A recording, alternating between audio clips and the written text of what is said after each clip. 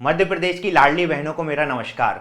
जैसा कि हम सभी जानते हैं, मध्य प्रदेश के महिला एवं बाल विकास ने बहुत वेटेड जो परीक्षा थी महिला पर्यवेक्षक 2017 में लास्ट बार ये कंडक्ट हुई थी और पिछले साल से ही 2024 बेसिकली ये है, पिछले साल से ही इस परीक्षा को दोबारा आयोजित करने के लिए प्रयास गवर्नमेंट की तरफ से जारी थे और 2025 में जो है अभी नोटिफिकेशन आया है और 9 तारीख से फॉर्म भरना भी शुरू हो गए हैं। तो इसमें क्या होता है, देखिए हम पेपर तो देने जा रहे हैं, उसके बाद जो है कैसे आगे का काम होगा, क्या उसमें सैलरी रहती है, क्या प्रोसीजर है, कितनी पोस्ट है, सभी चीज़ों के बारे में हम डिटेल में बात करेंगे इस वीडियो में। तो शुरू करते हैं और बढ़ते हैं हमारे क्लास की तरफ। इस वीडियो में हम जानेंगे कि कार्य क्या है, जिम्मेदारियां क्या रहेंगी, आपकी पोस्ट एक बार आप बन जाते हैं उसके बाद वेतन मतलब सैलरी या पे ग्रेड क्या रहता है, साथ ही साथ ये पेपर कैसे हम निकालें और क्या क्या सुविधाएं मिलती हैं इस एग्जाम को क्लियर करने के बाद गवर्नमेंट की तरफ से। चलिए तो आगे बढ़ते हैं। देखिए सबसे पहले तो मैं आपको बता दूं कि मध्य प्रदेश महिला पर्यवेक्षक, महिला सुपरवाइजर भी जिसे कहा जाता है, ये महिलाओं और बच्चों के विकास के लिए एक महत्वपूर्ण पोस्ट है और इसमें जो भूमिका रहती है पर्यवेक्षक की, वो सरकारी कार्यक्रमों को प्रभावी ढंग से लागू करना ग्राउंड लेवल में और उसकी निगरानी करना। तो आप कह सकते हैं जिस प्रकार से कलेक्टर की एक जिम्मेदारी होती है कि जो सेंट्रल गवर्नमेंट या स्टेट गवर्नमेंट ने स्कीम बनाई है उसको ग्राउंड लेवल में व्यवस्थित तरीके से आगे रखना, उसी प्रकार ये काम पर्यवेक्षक का होता है। निगरानी करना, जो भी स्कीम्स हैं डिपार्टमेंट की उसको ग्राउंड लेवल में इंप्लीमेंट करना, साथ ही साथ में जो भी स्कीम्स गवर्नमेंट की तरफ से आ रही हैं उसको प्रॉपर महिला एवं बाल विकास विभाग तक पहुंचाना। ठीक है, तो कार्य क्षेत्र क्या है? कार्य क्षेत्र है महिला एवं बाल विकास विभाग। अब ये जो विभाग है, प्रॉपर विभाग का नाम हमें उतना ज्यादा न्यूज में सुनाई नहीं देता है या फिर इतना ज्यादा हमें डिटेल में नहीं है, जैसे कि हमें गृह मंत्रालय है, जैसे कि हमें फाइनेंस डिपार्टमेंट है, जैसे कि बहुत सारे हैं, वैसे ये विभाग उतना न्यूज में जो है हमें सुनाई नहीं देता।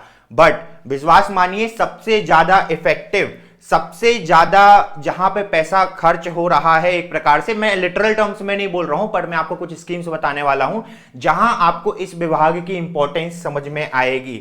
मध्य प्रदेश के अंदर महिला एवं बाल विकास विभाग के अंदर ये कार्य क्षेत्र है इसका। और मैं अगर आपको इसके इंपॉर्टेंस की बात करूं तो जैसा कि हम सभी जानते हैं केंद्र और राज्य सरकार, दो प्रकार का हमारा स्ट्रक्चर है केंद्र और राज्य सरकार का।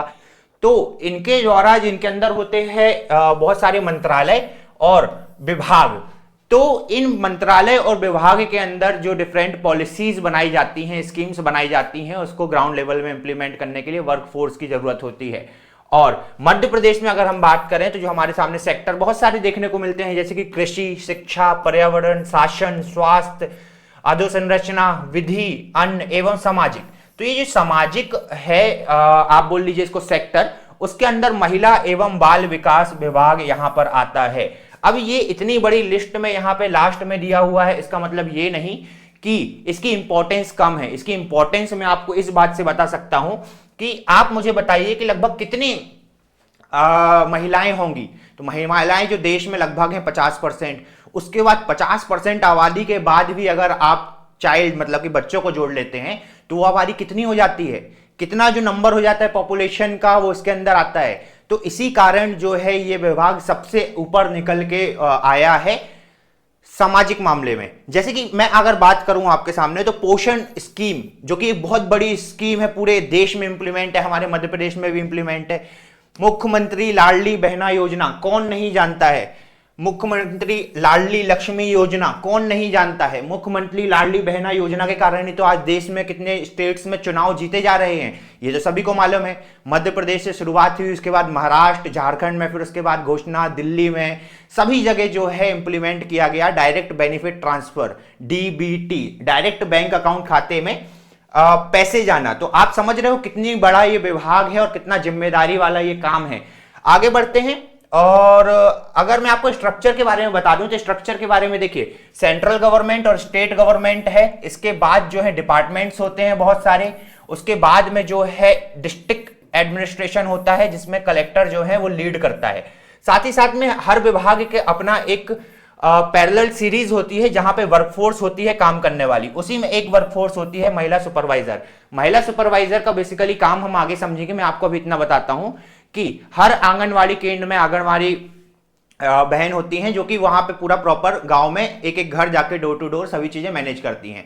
25 से 30 जो है आंगनवाड़ी कार्यकर्ता को मैनेज करने के लिए एक सुपरवाइजर रखा जाता है। ये सुपरवाइजर का काम होता है कि सारी स्कीम्स जो है वो टाइम टू टाइम इंप्लीमेंट हो रही हैं या नहीं, सारे जो गवर्नमेंट की तरफ से जितनी चीजें निकली हैं वो प्रॉपर पहुंच रही हैं या नहीं, वहां पर उस क्षेत्र की महिलाओं को क्या समस्या है या फिर आंगनवाड़ी कार्यकर्ता को क्या समस्या है, ये सभी मैनेज करते हैं आंगनवाड़ी सुपरवाइजर। तो याद रखिएगा, ऐसा कोई ये काम नहीं है, ये काम जो है वो मैनेजमेंट का है, ये काम जो है वो लीडरशिप का है, ये काम जो है वो प्रॉपर आपको नेतृत्व करना है एक छोटे डोमेन का, उस डोमेन को प्रॉपर चलाना है ग्राउंड लेवल में। ठीक है, चलो आगे बढ़ते हैं। अगर हम पद के विवरण की बात करें तो इसका कार्य क्षेत्र हमने जान लिया कि महिला एवं बाल विकास विभाग है। मुख्य जिम्मेदारियों की अगर हम बात करें तो जैसा कि मैंने आपको बताया, आंगनवाड़ी केंद्रों का प्रबंधन और निगरानी करना, मतलब कि मैनेजमेंट स्किल्स आपके अंदर एक होनी चाहिए। इसी कारण आपके पेपर में एक मैनेजमेंट वाला भी पार्ट जुड़ा है, प्रबंधन वाला। सरकारी योजनाओं का क्रियान्वयन सुनिश्चित करना, जो ऊपर से गवर्नमेंट स्कीम्स निकल रही हैं वो प्रॉपर ग्राउंड लेवल तक पहुंच रही हैं या नहीं, इस बात को सुनिश्चित करना। महिलाओं और बच्चों के कल्याण के लिए विभिन्न गवर्नमेंट के कार्यक्रमों का संचालन करना। ठीक है, चलो आगे बढ़ते हैं और देखते हैं शैक्षणिक योग्यता क्या है।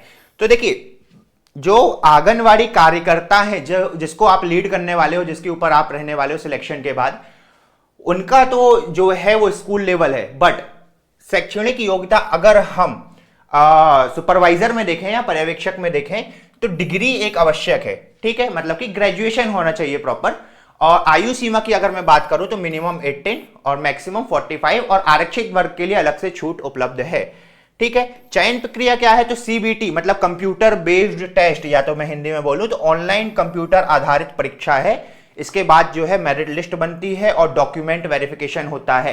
ठीक है, चलिए आगे मैं बात करूं महिला सुपरवाइजर वैकेंसी जो अभी आई है उसकी इंपॉर्टेंट डेट्स के बारे में।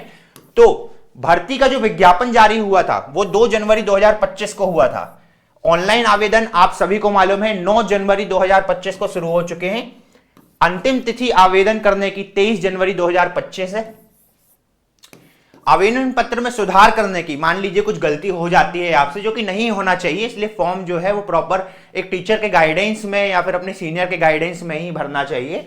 तो 9 जनवरी से लेके 28 जनवरी तक, मतलब कि जब से जो है डेट्स फॉर्म भरने की चालू हुई उससे लेकर 28 जनवरी तक, याद रखिए 23 जनवरी लास्ट डेट है और 28 उसमें सुधार की लास्ट डेट है।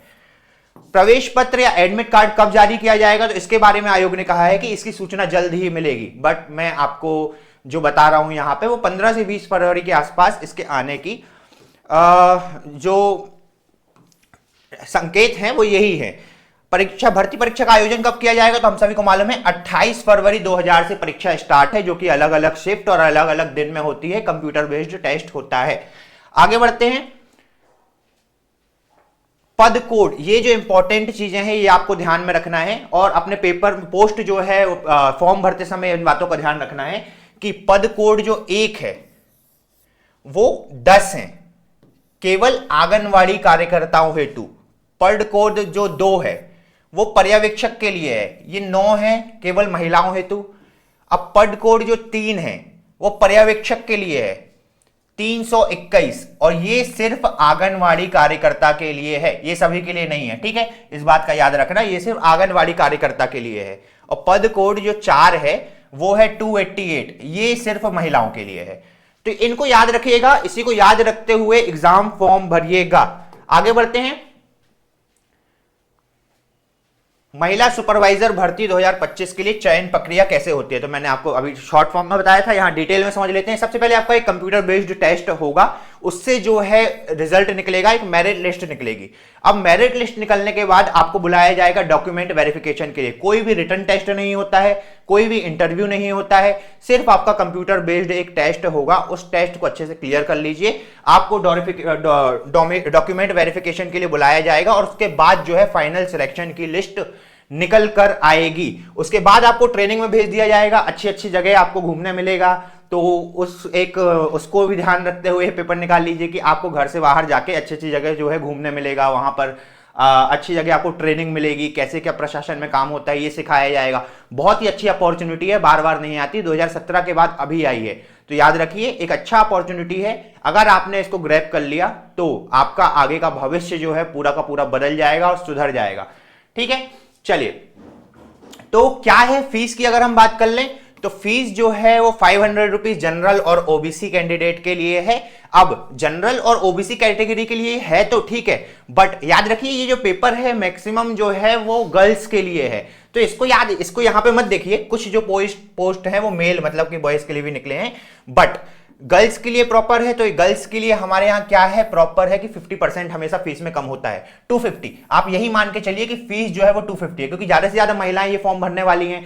और इसके बाद SC ST या PWD ये जो भी होगा, तो इसमें अगर पुरुष भी आते हैं महिला भी आती है तो भी 250 ही है।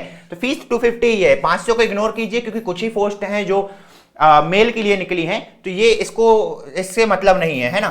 250 फीस है डायरेक्ट। ये पेमेंट मेथड आप ऑनलाइन डायरेक्ट कर सकते हैं, या पास के आप कोई साइबर कैफे जाइए जो कि रजिस्टर्ड है गवर्नमेंट के द्वारा, MP ऑनलाइन के द्वारा, वहां पे जाके आप डायरेक्टली फॉर्म जो है अपना भर सकते हैं। आगे बढ़ते हैं और अब बात कर लेते हैं पे स्केल की। पे स्केल क्या होता है, देखिए किसी भी हम गवर्नमेंट जॉब में जब जा रहे हैं तो हमें यह मान के चलना चाहिए कि हम वहां पर देश सेवा के लिए जा रहे हैं, हम वहां पर कुछ सुधार लाने के लिए जा रहे हैं। क्योंकि जब हम किसी गवर्नमेंट डोमेन में एंटर करते हैं तो वहां पर बहुत सारे ऐसे लोग होते हैं, बुजुर्ग होते हैं, महिलाएं होती हैं, बच्चे होते हैं, जिनको एक उम्मीद होती है कि काश कोई होता जो हमारी सुन लिया होता, काश कोई होता जो हमारी सुनता। अब कौन सुनेगा? आप मुझे एक बात बताइए कि कितनी ज्यादा पॉपुलेशन है, डायरेक्ट प्रधानमंत्री या मुख्यमंत्री तो सुन नहीं सकते। अगर मैं जिले की भी बात करूं तो डायरेक्ट कलेक्टर सुन सकते हैं क्या इतने सारे लोगों को, 15-20 लाख लोगों को? तो इसलिए आपको अपॉइंट किया जा रहा है कि आप डायरेक्ट उनके बीच में रहिए, आपकी जो टीम है उसके साथ मिलकर लोगों की परेशानी समस्या सुनिए, सॉल्व कीजिए। इस भाव भक्ति से आप जाइए तो वहां पे गवर्नमेंट भी आपका बहुत ध्यान रखती है। आपको गवर्नमेंट जो है जो पे स्केल बेसिक अच्छा है वो आपको प्रोवाइड करती है, और 25,300 से लेके 80,500 रुपए तक आपकी सैलरी होती है समय के हिसाब से। एंट्री लेवल में आपको 25,000 से स्टार्ट होगा और धीरे धीरे ये बहुत ही कम समय में आपका 35 से 40,000 रुपए पहुंच जाएगा। इसके बाद धीरे धीरे बढ़ते बढ़ते 80,000 रुपए तक जा सकता है। तो सोचिए, छोटा सा पेपर है, एक बार में निकालना है, और अगर आपने निकाल लिया तो आपका किस्मत जो है पूरा बदल जाएगा। आपका जो एक आप अभी पारिवारिक तौर पर घर में रहकर सभी चीज कर रहे होंगे, एक बार आप ये पेपर निकाल लेते तो आप प्रशासन में आएंगे। आप सिर्फ प्रशासन में आएंगे तो आप खुद में गर्व महसूस नहीं करेंगे, बल्कि आपके जो आसपास लोग हैं, आपके घर परिवार वाले हैं या फिर समाज वाले लोग हैं, वो आपको एक उस नजर से देखेंगे कि यार हमें भी अपनी बेटी को ऐसा बनाना है। चलिए, तो इसी बात को ध्यान रखते हुए टीम आयोक्सी एजुकेशन ने महिला सुपरवाइजर बैच के लिए स्पेशल क्लासेस भारत माता बैच लॉन्च किया है, और इसके अंदर आपको टेस्ट सीरीज जो है प्रॉपर सारे सब्जेक्ट वाइज हो गया या फिर FLTs हो गए, ये सभी आपको प्रॉपर पेपर के हिसाब से प्रोवाइड किया जाएगा। साथ ही साथ जो इंपॉर्टेंट लेक्चर्स हैं जिससे डायरेक्ट क्वेश्चन आने की संभावनाएं हैं, ये सभी भी हमारी टीम के द्वारा आपको प्रदान किए जाएंगे। इसकी फीस जो हमने नॉमिनल रखी है, जो कि कुछ भी नहीं है, 99 रुपीज, वो है। आप ये हमारे डायरेक्ट ऐप में जाकर ज्वाइन कर सकते हैं। आप हमारा ऐप डाउनलोड कर सकते हैं गूगल प्ले स्टोर से, इस वीडियो के नीचे भी लिंक दी हुई है। डायरेक्ट प्ले स्टोर में जाइएगा, IOXY टाइप कीजिएगा, वहां पर सबसे पहला ऐप आयोक्सी लर्निंग ऐप आएगा, वहां से जाकर इसे ज्वाइन कर लीजिएगा। तो चलिए मिलते हैं आपके सिलेक्शन के बाद और हमारी क्लासेस में भी। उसके बाद आपके सिलेक्शन के बाद ये जानने के लिए कि आपका कैसा रहा एक्सपीरियंस इस पेपर का, और आप जो है वो कितने खुश हैं इस पेपर को निकालने के बाद। जय हिंद, जय भारत।